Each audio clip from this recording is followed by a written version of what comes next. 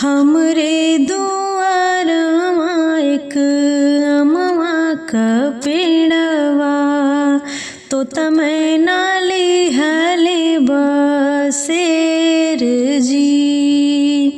हमरे दुआरवा हो अमवा क पेड़वा तोता मैना लिहले बसेर जी।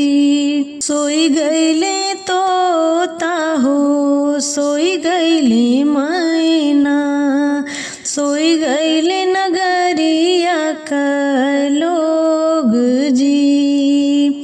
सोई गईले तोता हो सोई गईले मैना सोई गए नगरिया के लोग जी।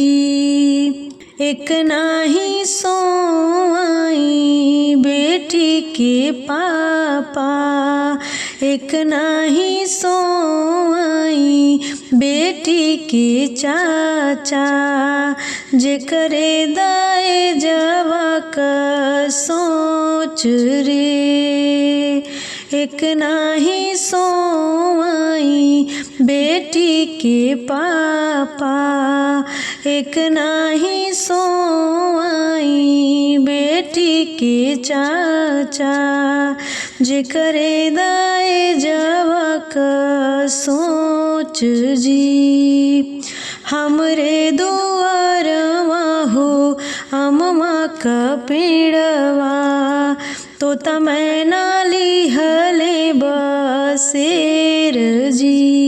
सोई गईले तोता हो सोई गईले मैना सोई गए नगरिया के लोग जी।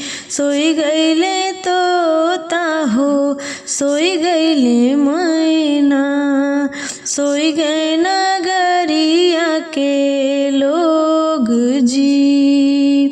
एक नाही सोई बेटी के भैया जेकरे दाए जवा का सोच जी।